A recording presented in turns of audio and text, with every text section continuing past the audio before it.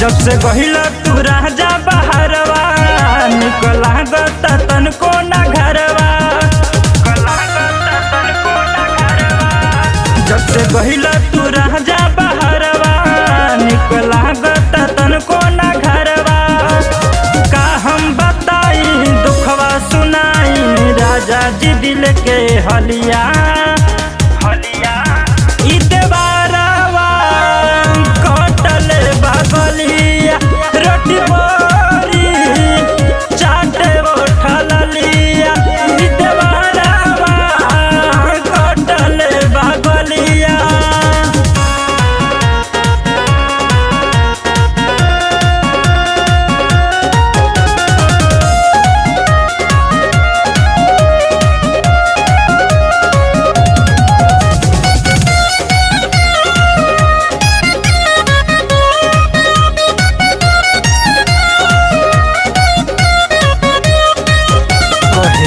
दमाजा हो कोरा में आ जा हो कह दे दमाजा हो कोरा में आ जा हो। ऐसे तू ना तरसावा हो तनी हमरो के चिखावा हो। पके बरियारी फरल बसाड़ी तोड़ल बकनवा के बलिया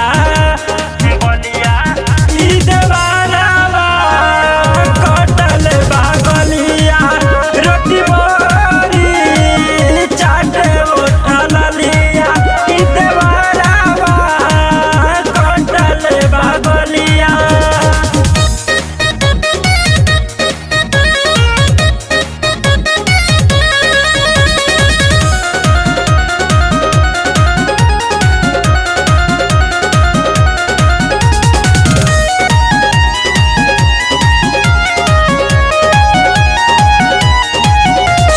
सोनू पिया हो धड़केला जिया हो सुन दीपक पिया हो धड़केला जिया हो।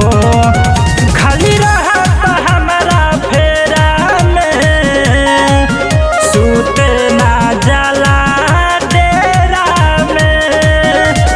चंदन राकेश के संग ही में रह के भइल बाटे उजलिया।